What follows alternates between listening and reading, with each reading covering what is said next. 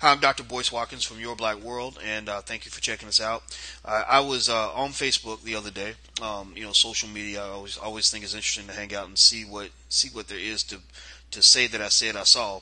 And I ran across some information about a brother by the name of Kahn Davison. I hope I pronounced it correctly. And he's on the line with me today. Mr. Davison has an extraordinary story. He has triumphed over some obstacles that might set a lot of people back. And he is out motivating people right now. And I saw a clip where he was motivating folks and talking about overcoming your obstacles. And and I was so impressed that I wanted to speak to him myself for my own inspiration. But then I also wanted to share that inspiration with you. So I want to ask Mr. Davison, how you doing today, brother? Excellent. How about yourself, sir? I'm doing really well, man. Really well. I loved your video. I loved what you were doing, and and I can't help but to say that I was definitely, like I'm sure you see a lot of people, definitely impacted by your story and your beginnings. And so for people to kind of know what I'm referring to, please can you tell your story real quick? Sure. My story starts back to, I was born in 1976, June 29th. Both my parents, Wanda and Oscar Davison, for unknown reasons in October of 1977, my father, he decided to murder my mother and also tried to murder myself by cutting on all the gas on the stove in the house and leaving me there in my high chair.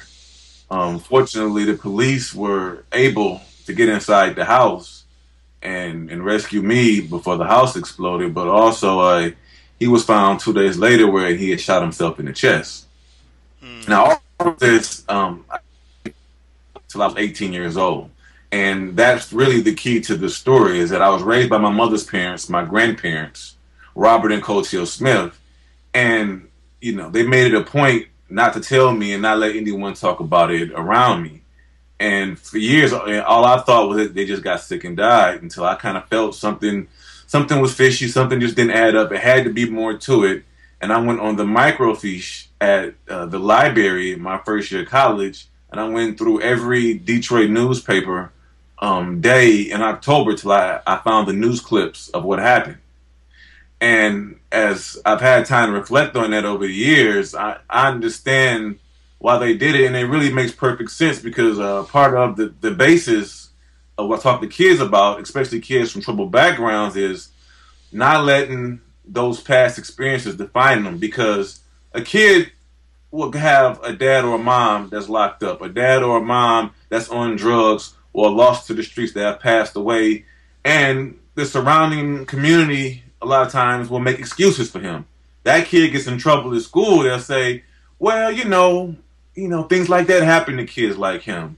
It's almost like he has a default mechanism inside of him that if he messes up, well, these things happen to kids like him. And I was a kid like a lot of these kids, and that's what my grandparents wanted to shield me from. They wanted to shield me from that disclaimer, from being defined by that particular tragedy.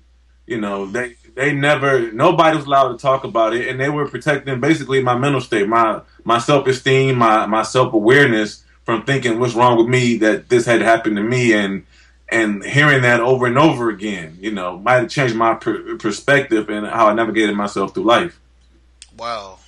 So, and I think I know why your story hit me so much, is not just because it was so painful to listen to, but also because I have a very close friend who went through a very similar situation. She was 1 year old, and her father set her and her mother on fire while her mother was holding her. Poured gasoline on them and lit a match.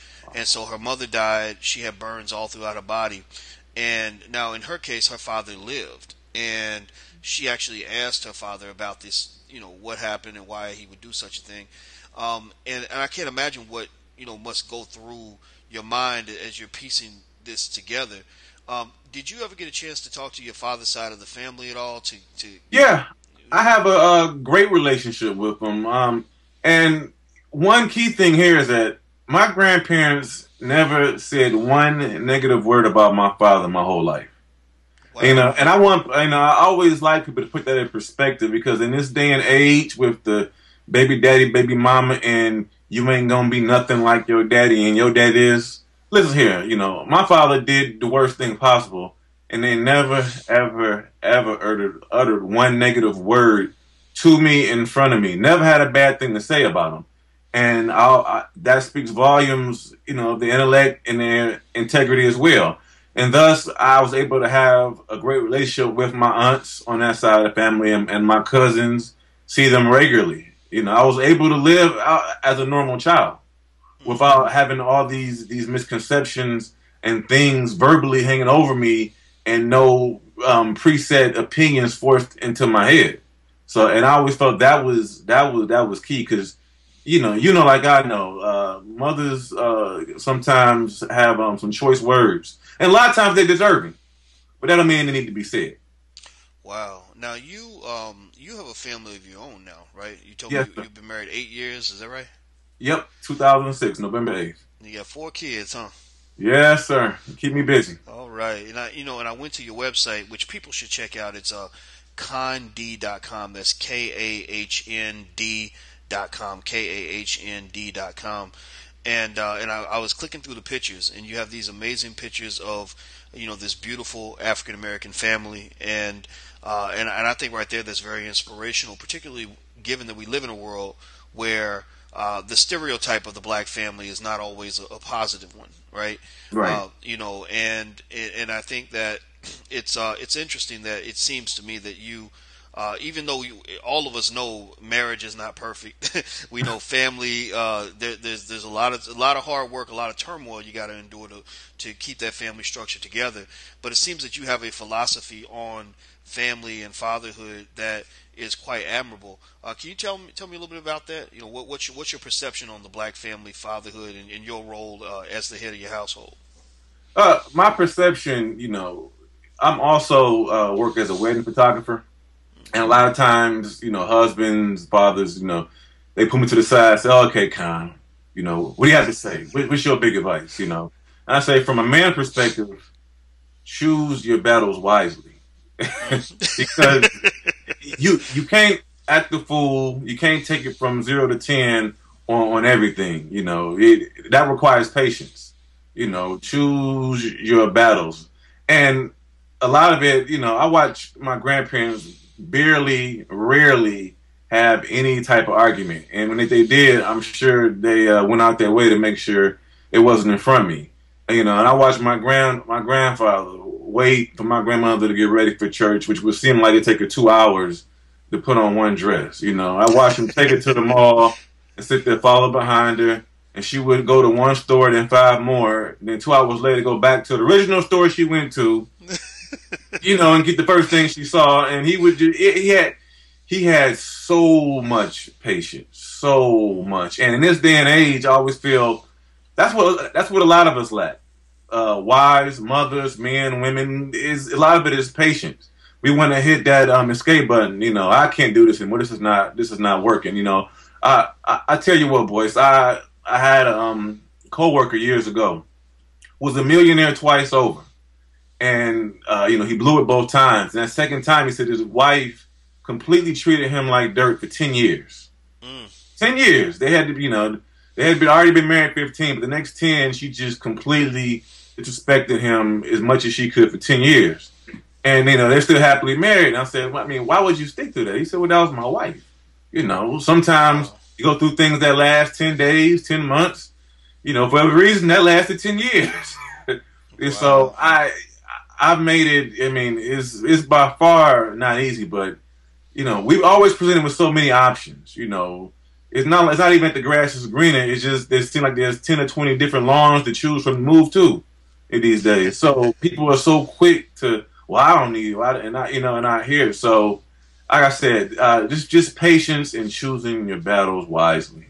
Wow, it's funny. My father, my biological father, just for the record, he didn't raise me. I didn't know much about him. I met him 2 times, But the father that I truly had, who actually did raise me, he and my mother have been married. It'll be 40 years in October, and he's a real simple, blunt guy. And I remember I asked him, I said, "So, Daddy, what's the secret to being married for 40 years?"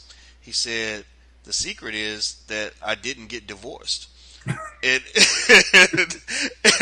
I said, "Okay," and I think that his point there is just do it. I think that's he should work for Nike. That's always been his motto. If you want something to work in your life, you just do it. He was open about the fact that he came back from Vietnam, and like a lot of young guys, he was 18 at the time, 19. He had tried heroin, and he said, "I liked it. I was addicted to it." But I said, "So how did you quit using heroin? Did you go to rehab? Did you get therapy? What did you do?" He said, "I just stopped using it." And it's the same thing with smoking. How'd you stop smoking? I just stopped smoking. And I think that even though we know life is not always that simple, but sometimes it's simpler than we think. Sometimes we want to make everything this complex emotional process when really you just say what you want and do it, right? Yeah, And it seems like that's part of your message. You're motivationally speaking and talking yeah, to people about that, right? yes, exactly. It's funny you said smoking. My grandfather, he smoked. He was from Winston-Salem, North Carolina. Smoking was all. It's ingrained in the culture there, and so I remember during his last days, when his doctor's appointments, common question: "Have you smoked?" And he say yes, and they would ask, "When did you quit?" And he always said, "When cigarettes went to 50 cents a pack." You know, and, that's what he didn't go through. 12-step method. He just stopped smoking. He said it's getting too expensive, and he just stopped. And so. Wow. Yeah, though, and part of my speaking, I do this a lot where I share so many stories. By them being retired, they were extremely repetitive and told me the same stories. If we drove past this same spot every day he would say, "I used to work there." Every day he would say it, So I remember it so much, and by raising a family of my own, really unlocks a lot of these memories and these stories. I'm like, oh, so that's why they always made me. Oh, okay, I get it. Because, I see myself running across these same situations that they ran across when they raised me. Wow. Well, I respect you. I respect your story. I respect what you're doing in the community. I respect your family structure, and I just think it's great, and what I really appreciate about this conversation is that it's an opportunity for black men to be human, as opposed to what you see in media, where black men are expected to be, these superhuman oddities, or these entertainers, athletes, and all these other things that tend to get promoted. But really, people should realize that most black men are fathers. We're human beings. We're people. We're trying to overcome things and trying to do the right thing. Even if you do the wrong thing, you get credit for trying to do the right thing. And so I respect you for doing the right thing, man. And I want to encourage people to go to your site. They should book you. I think your story, I think what you've achieved is remarkable, and I just want to keep encouraging you, man. Congratulations on your Thank you. success. I pray. And I want one more thing just to your point about black men. It's funny you said that. I was just having a conversation with a friend, and I said, you read all this, what is social media or just media in itself about, black men incarcerated or lazy or unemployed. I said, I know more people with 4 or 5 legitimate businesses. I don't know. I mean, I know there are a lot of people out there that you call them taking advantage of the system or maybe just struggling. But, I know brothers that's engineers but run a landscaping business. Brothers that foremen on construction sites and they cut hair. I know brothers that own a barbershop. But they also work at GM. I know several brothers, that are just multitask business professionals and whatever their chosen trade is and whatever their passion is. And I always thought that's something that we don't get credit for. A lot of people use the Jamaican stereotype, and I say that's not all of % accurate. These brothers not necessarily just hustling. These brothers actually found things they feel passionate about and making businesses with them. And then they do something else they're passionate about and make a business with that too. Then they find something else different and make a business with that too. You know, that's not easy. You know, I respect everything you just said there because you know, I had a chance to eat dinner last night with a brother who has done really well for himself. Went to law school. He actually owns a piece of an NBA team. So you know, you're talking about somebody that's made some money, and he talks about some of the athletes that he's mentored to become successful businessmen after they were done playing. But he said there's also some guys he would meet who were so caught up in emulating this imagery of black men that they'd seen on TV, and you know, and unfortunately, many of them also might have come from unstructured, undisciplined environments. You know, like maybe they were used to being the man of the house because there was no daddy around, and then now the guy's 18 years old making $3 million a year. You can't really tell him nothing. And he said some of those guys would end up falling to the wayside. But you know, I think that when black men, I think, submit themselves to the guidance and the mentorship of black men around them who are successful, who are doing good things with their lives, making good choices, guys like yourself, it really lends itself to the kind of model of manhood that is both more accurate and more productive when it comes to what our people and our community need. So once again, man, you exemplify that, brother. Yeah, and it can happen. Like I told you in the message, when I was in high school, a guy 30 years old come to speak to my class. I had nothing in common with. We didn't dress the same. In my opinion, we didn't look the same. We didn't listen to the same music, and we didn't do the same things. But you know, when I go speak to kids, they have tattoos. I have a few tattoos. They listen to Dr. Dre. I listen to a little Dr. Dre. You know, the hip hop culture takes a lot of heat, but it's decreased. You know, that space in between is very, very short. It's not as wide. And so I try to encourage other business professionals at my age bracket, say between 30 and 45, say, hey, you know, get involved. When you guys speak to kids, they can relate to you. You know, and I know because that's what I was told. Say, we need you to come here. You know, we need you to come here because we're 60, 70 something years old. So we can relate. We can't relate, but you can. And I feel, you know, there's power in that. There's, what do you think if you got 150 business professionals between 30 and 40 to go talk to kids on a weekly basis? Think of the impact, not just the troubled youth, but all the youth. Think of the impact that will have them seeing basically their peers, 10 or 15 years superior, and like, this is what you can become, by basically we look just like you. Listen to what you listen to, but think this is what you can become with a little extra hard work and dedication and focus. That's right. Absolutely. And even if they don't listen, you still got to try. That's true. Most of my influences, I didn't listen to them at all. I didn't think I was, but when I needed that advice, it came in handy. So I think that mentorship is great, man, and we'll talk again in the future. Okay. And once again, I want to tell everybody this is Kahn Davison. I want people to make sure they remember that name. And his website is kahnd.com. That's KAHND.com. And that's it. Well, thank you very much, brother. I appreciate your time. Thank you. All right. And thank you all for checking us out at yourblackworld.com. And until we meet again, please stay strong, be blessed, and be educated. We are gone. Peace.